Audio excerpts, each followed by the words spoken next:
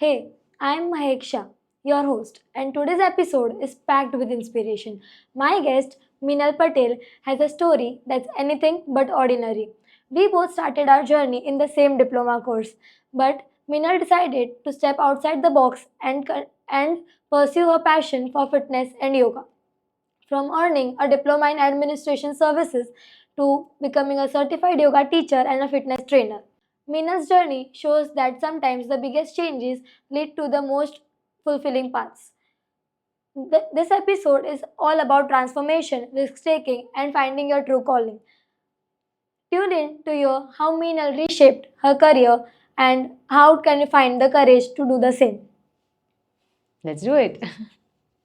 So, firstly, can you just tell us about your journey? What led you to yoga and how did it all begin? So if you see the start of my journey, there's nothing related to yoga. The yoga was just a part of my life. Like you all girls, after I finished my diploma, I went for my internship and then I continued working. And I loved working in a corporates and exploring new things, learning new things. I used to love that. I did all of that, and then I think I was 18 when I started working. And then I pursued my graduation, and after that it was time for me to marry and settle down. So I did that, and then I kept on switching the companies, but I was always working. So when I got married, I told my husband that I am gonna take a break for 2 years. I'm not gonna work because then I'm always been working and stuff. And obviously my husband was very happy that you'll sit back and you'll stay at home, and that good housewife kind of thing. But then after, like, I tried that, and after my marriage, just like 4 to 5 months, and I realized I cannot do this. I cannot be a homemaker. I'm sure it's a fab job to be a homemaker, but trust me, it takes a lot of efforts to be a homemaker. And I think I just realized that it's not me.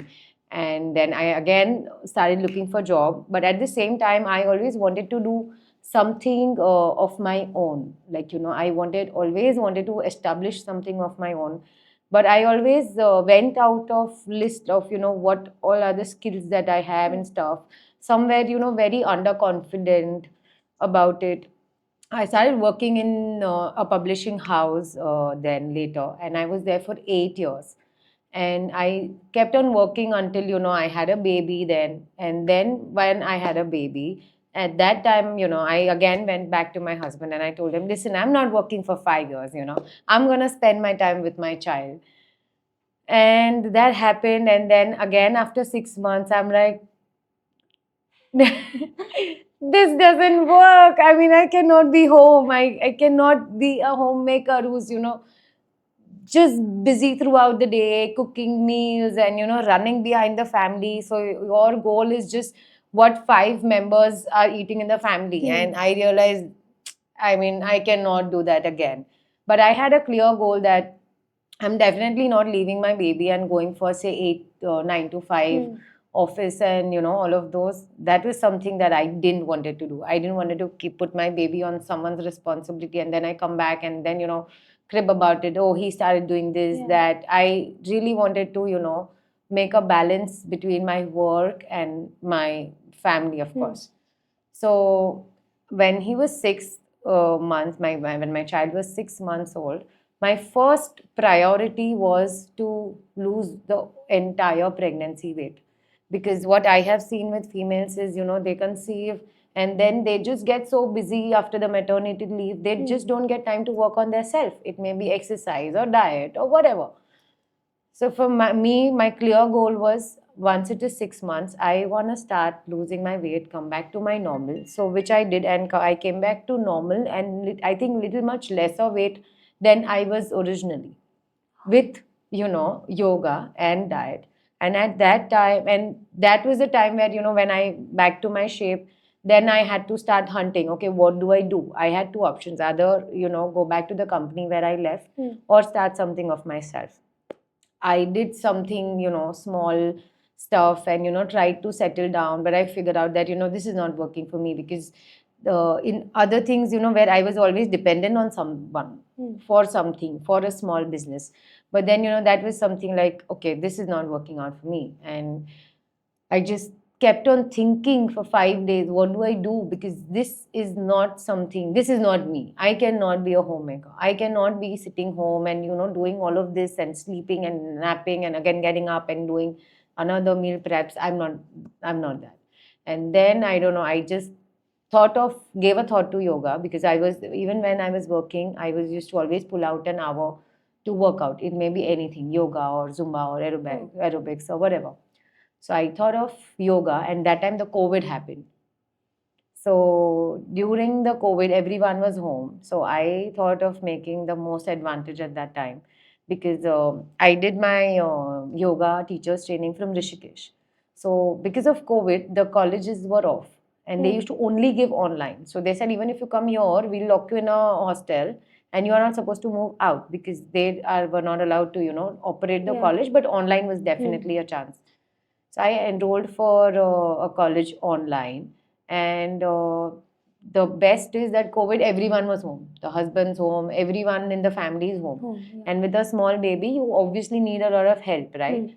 So I convinced my whole family that, you need to give me 30 days, because we had a long duration of yoga hours to finish. So, and then I used to start by around, say, 3 o'clock to 11 was the training. So that's what I used to do. And in the meanwhile, the baby was taken care as, because everyone was home. Yeah. So by the time, every COVID started getting little settled and people started moving out, within a month, I think I got my certification done. And then I just started training people, and I think it just kept coming. So would you prefer gym or yoga?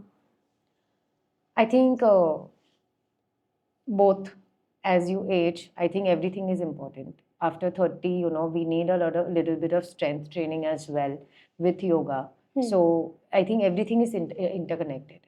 So today, if you ask me, I am a yoga trainer, but I also do acrobatics. I also do aerial yoga. I also do gym. I also do some weightlifting and stuff. I also do calisthenics.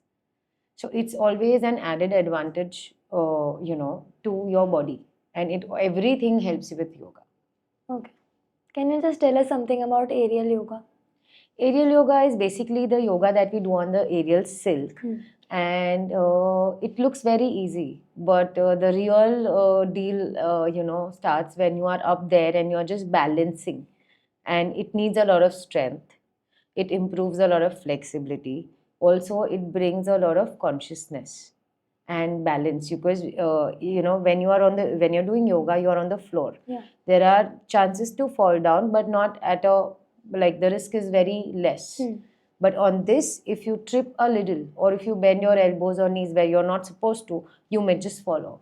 So I have had a lot of injuries with that as well, but I think I'm very passionate about it, and that's what keeps me going. Okay. Moving on, for beginners, what's one simple yoga practice you think that everyone should start? I think basic is Surya Namaskar. That I would say is because nobody can ever go wrong with Surya Namaskar. Otherwise, you always need a trainer's, guidance to move forward. But Surya Namaskar is one of the basic and widely known practice. So if you stick to, say, 10 Surya Namaskars every day, and then add on to each day. So it builds a lot of strength, flexibility, and a lot of body toning. But I think it's when you say yoga or aerial yoga or gym or anything, gymnastics, whatever you take it, I think the major role that plays is consistency.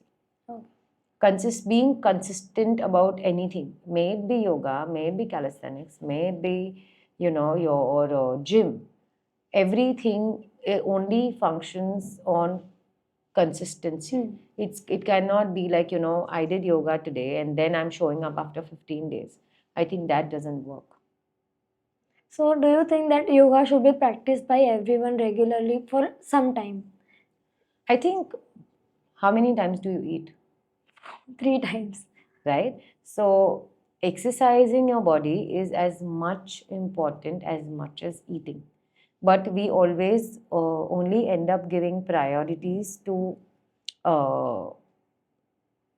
exercise, eating and not exercise. Yeah. You always you have you ever skipped your meals? I'm sure you have binged on a lot more if you've skipped, Yeah. right? Yeah. So why not with exercise?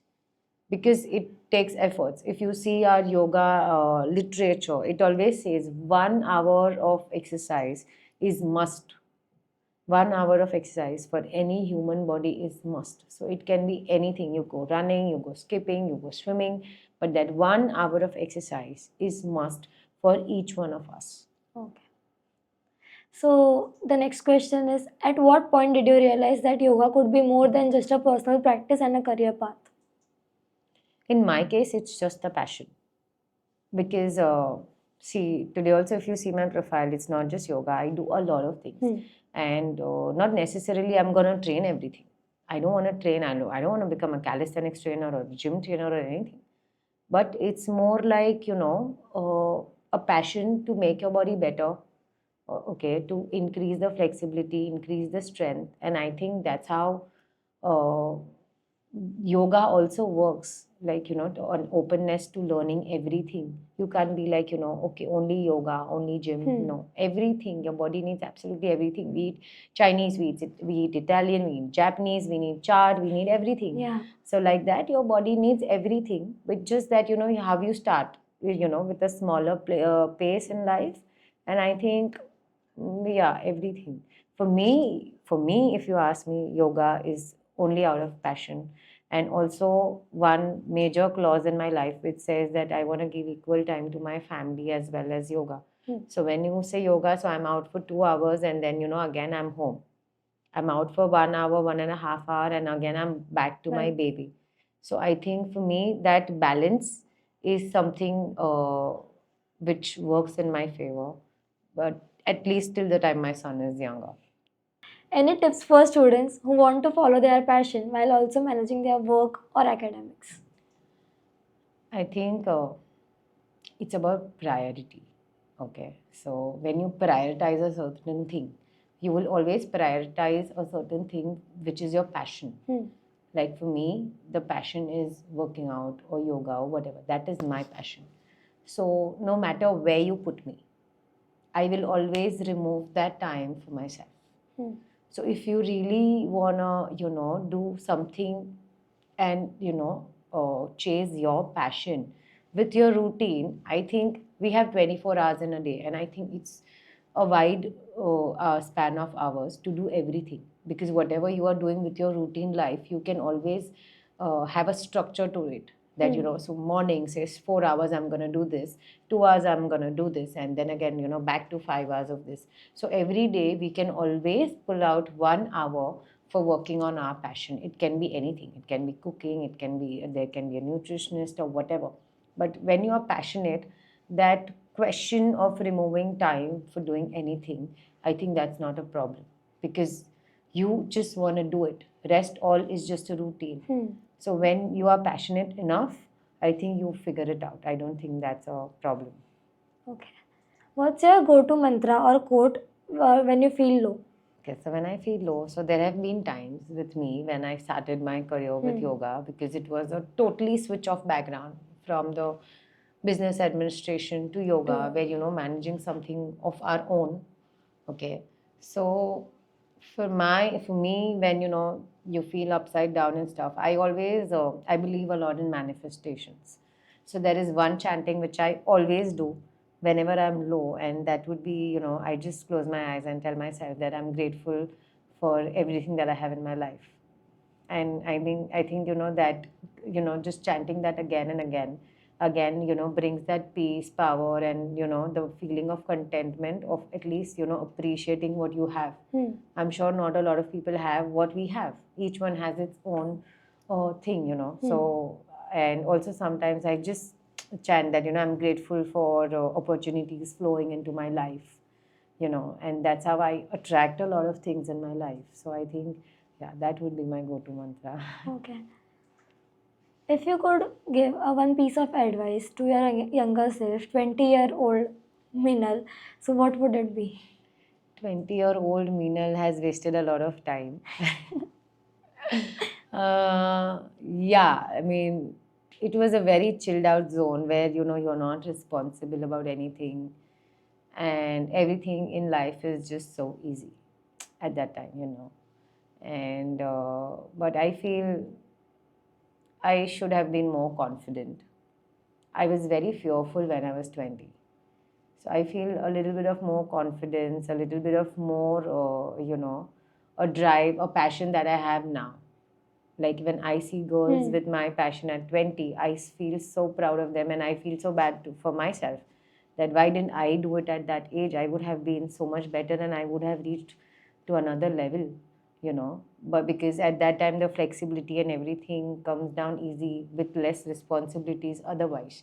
But today, managing everything for me, but I think at 20, if I did more of this, I would have been a little, settled now.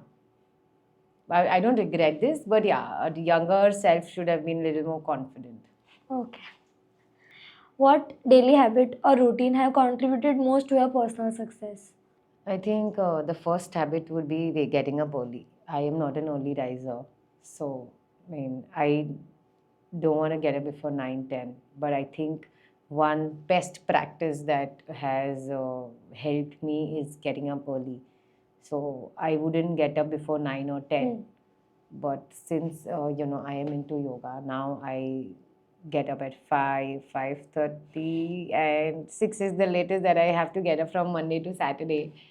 So earlier, when I was not into yoga and I used to think of kids going to school, I used to just wonder, like, how do people get up so early and send kids to school at 6, 6:30? How do they do it? Because it was just out of my thing. Getting up early was just not my thing. But today, I just see myself getting up, and my alarms and my phones will be 5, 5:30, sometimes 4:30, and I think I've got used to that habit of getting up early. Now I don't like if I get up late. So I think, yeah, so getting up early and also always watching what I'm eating. So Diet, because the world is, this generation is a lot of about eating junk, even whatever is been marketed, it's marketed in the name of the healthy, but trust me, it's just not healthy. What is healthy is what is cooked in your house. Only that is healthy. Other than that, anything packed, I don't think it's healthy. So I think, yeah, so 24/7, there's a thing on my mind which keeps me going also. And also, I'm always conscious about what I eat. I love to eat everything, but then there can be just one day where, I eat what I love. Other like a days, cheat meal. a cheat meal type, yeah. But otherwise, if you see me Monday to Saturday, I will stick to my diet plan and I will try to eat whatever is there and, not go over and above it. I mean, there was a time where I had to cut down on sugar.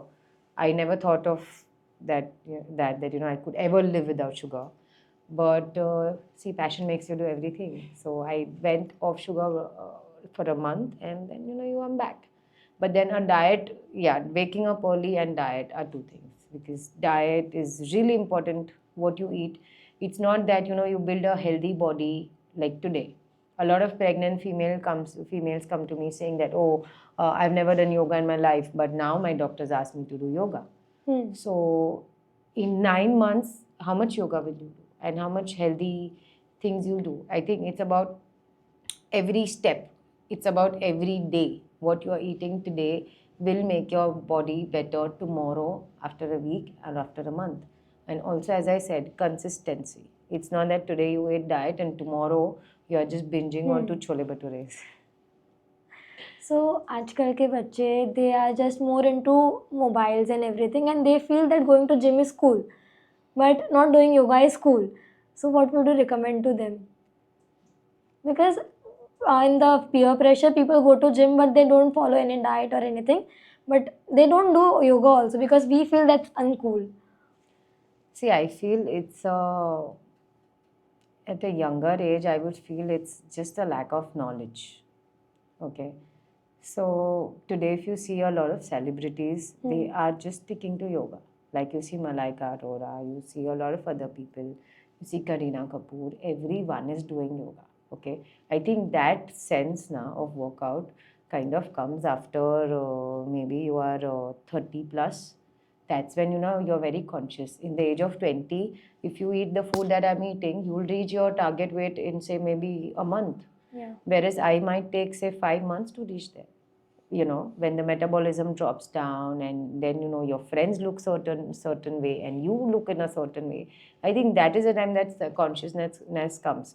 But at a younger age, I think it's a very lack of knowledge, and it's very influential. So any one influencer doing gym, so the other one just wants to, the young generation just want to go and follow it without knowing that is it right, wrong, is it good for you, not good for you. So I think a professional training or a professional guidance can really help.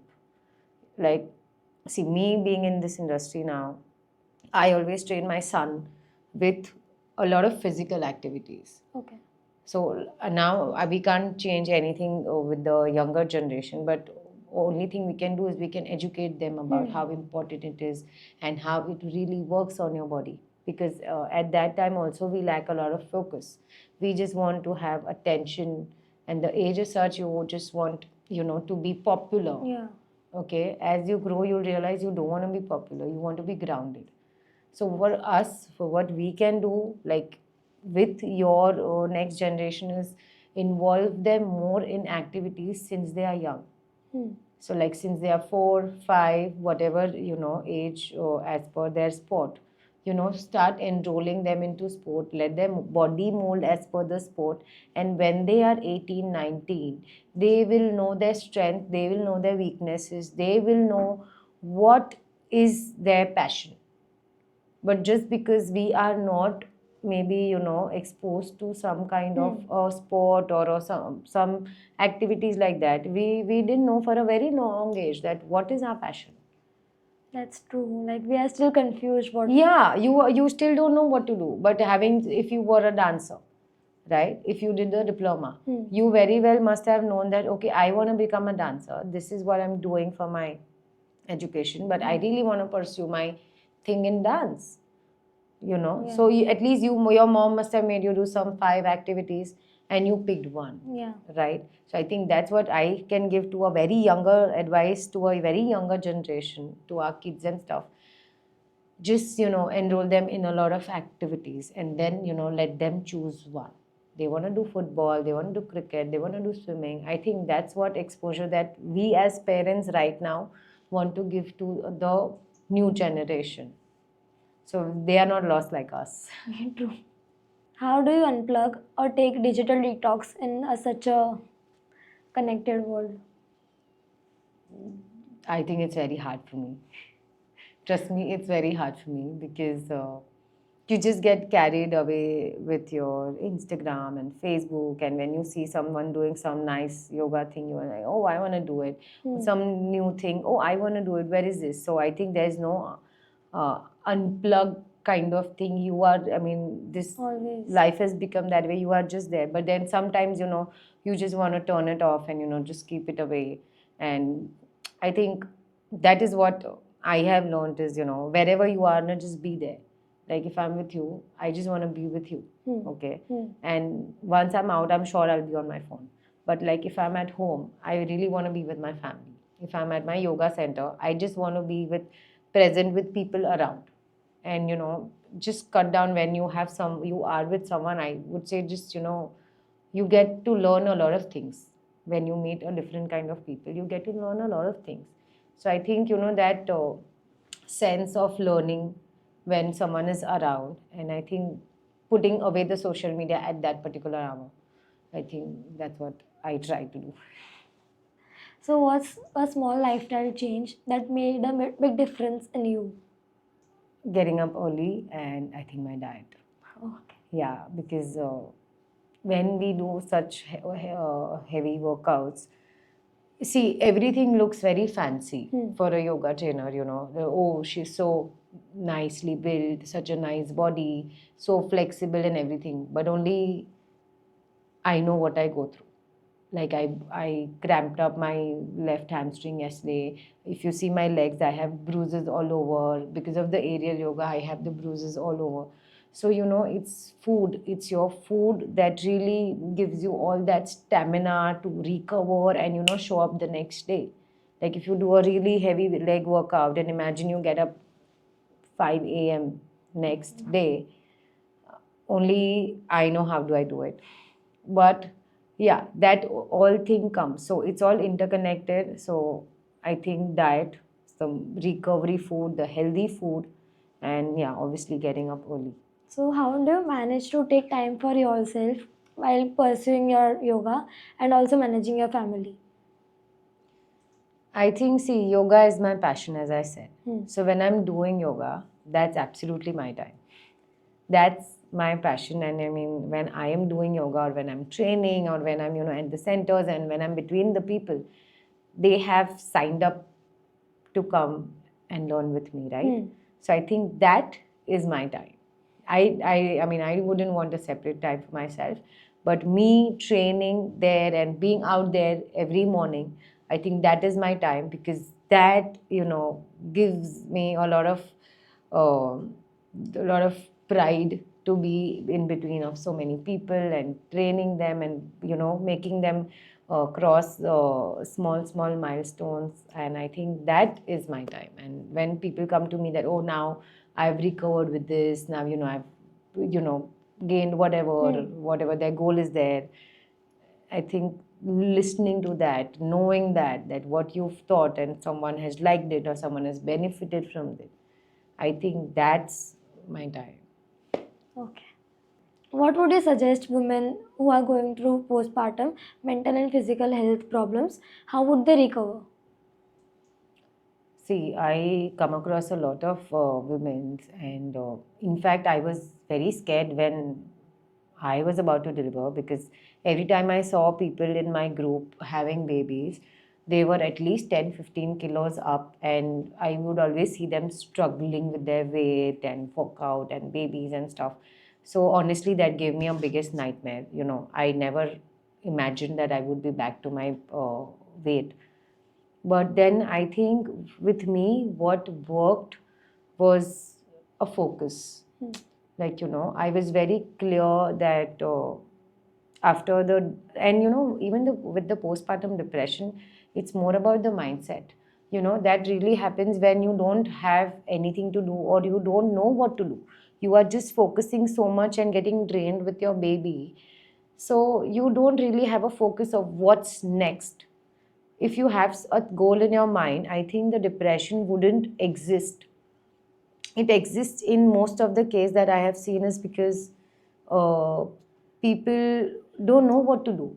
Okay, is this the like they just keep sinking down, thinking that is this going to be my life? Where you are out say 10 hours in a day, you are not even able to move out for 10 minutes.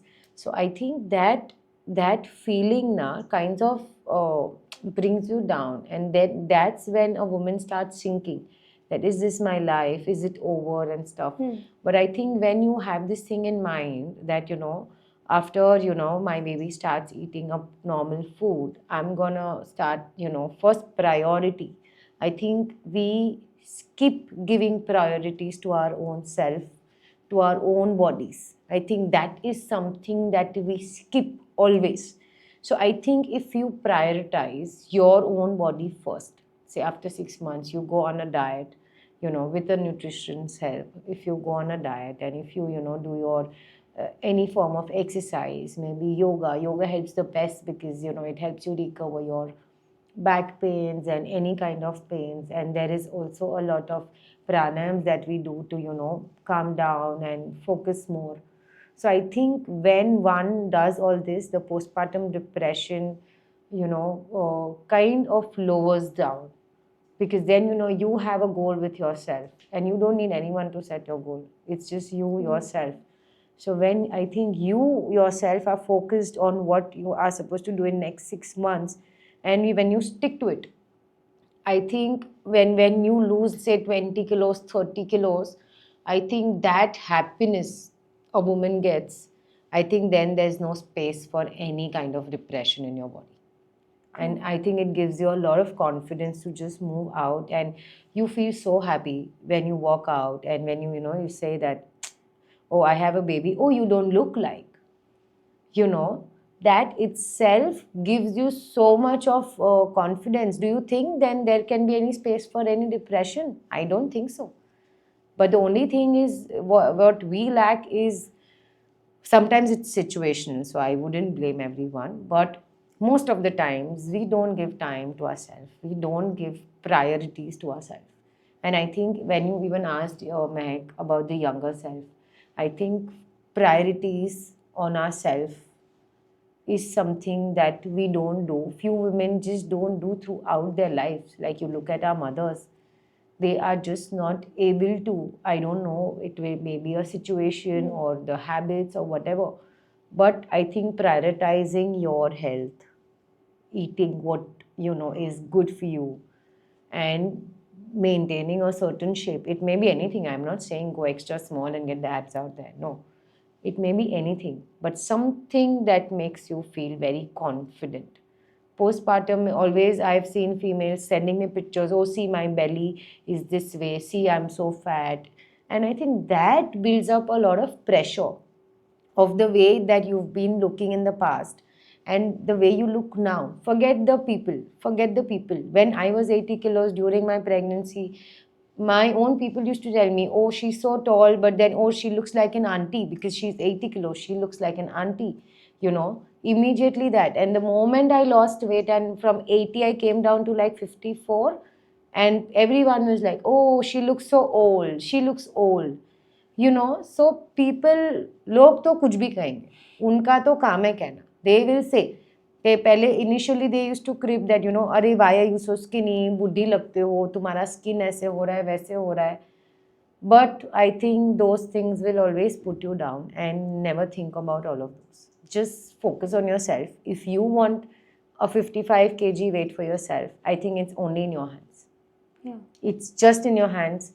Just eat the right food, take a right guidance. And I've also seen people not willing to spend for a nutritionist, not willing to spend because oh no, we can spend 5,000 at a coffee shop but not for a yoga. I think that mindset also makes a lot of difference.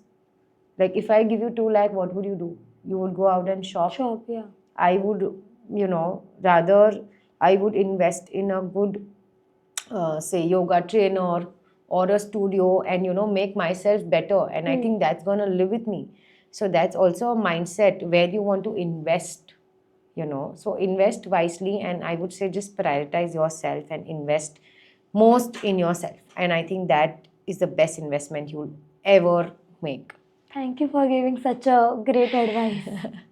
What would you recommend to young people who are facing mental health issues? Like after social media has come into our life, people are being in FOMOs or having suicidal thoughts because everybody's ahead of us that seems on social media, but we are just behind them, and people think that they would not come in up in life. So, what would you recommend to them? I think, as I said, लोग तो कुछ भी कहेंगे. So Instagram will say anything. People might put absolutely anything on Instagram. Okay. First and foremost thing for when it comes to a mental health, I would just say one thing. Just be grateful for what you have. A sense of contentment, okay, that you are enough. Your one day doing something is enough. Like you cannot, everyone has a different background and everyone has their different choices and situations. We can't really match everyone. So what I have today, you may not have, and what you have, I may not have, right? So with mental health, I would say when one, prioritizes self and invest 1 hour on their own self, doing yoga or, a certain set of pranayam, that also brings a sense of contentment. I'll tell you a short story here. So we were in this, I was with one of my aerial teacher, and her kid came, and like they lived in a compound where they were all celebrity kids. So this young child of my trainer came and asked her that, this one of my friends, she has iPad. Why don't I have an iPad of my own? And just 8 year, imagine 8 year talking like this. Why don't I have an iPad of my own? So her mother said, this is our iPad, yeah, right? So it's mine and yours. No, but she has her own iPad. She has her name engraved. And why don't I have it? Like, I want my name on it. And I was very proud of my teacher that day. The way, I was very curious to know, what did you tell your child? And, she said that, okay, come to your room. And she had a line of medals of that kid that he would have, won in gymnastics and swimmings and stuff. He's like, okay, call all your friends home tomorrow. And they invited all of them. And then, he showed them the trophies that he had won. And then his mother asked him that uh, they all have an iPad, but ask if anyone has at least 10% of the medals or the trophies that you have. And I think for that child, that was his answer, that okay, an iPad is not so essential where the name is engraved, but the trophy where his name is engraved is much more happy thing than just an iPad. So I think that's the sense of contentment that he felt even after being, among those kids. Today he very proudly says, oh, I won this, oh, I won that. The sense of winning in whatever you have. I think that's a win situation in life, rather than, just comparing. Everyone will have everything. But whatever is your passion, when you follow it, when you grow with it, you have that sense of contentment that I am this. I don't care what you have, but this is what I have, and I'm very happy with it. So, what would you recommend to people who are going for corporate jobs 9 to 5 and they don't have time to do a 1 hour workout or have a proper meal or diet? So, what should they do? For them, see, I have been in that phase also. So I would just say it's more of mental decision and not a physical decision. We have 24 hours. If you are at office, there is always a time for workout. We can get up early and go for your run, a 30-minute run or a 40-minute run, and just come back and go to office and go to bed early. Otherwise, just come home and hit the gym. I think just make a habit, to a work for a workout, and then I think, as I said, you'll find space for that. And also diet, there are a lot of healthy options available. You can always choose, like between chips and makhana, you can always go for makhanas. So whatever is available in the store unhealthy, will also have something healthy. But it's just about the mindset that you want to be healthy, you want to look in a certain way, you want to do this particular type of workout. When you are passionate about it, I think you just go and get it. Thank you for coming here, Minal. And I'm really grateful that you just shared some insights and tips that what we can do in life. I'm just 18 and I just saw you and you are 35. You don't look like 35 at all. But I'm not afraid to be at that age now. And I know that I can just be like you. You just inspired me a lot and Thank a you. lot of youth. So thank you on the behalf of everybody. Thank you. Thank you. It's a pleasure to always come back and talk about how life is from where you started. It's always a pleasure to be here. Thank you. Thank you.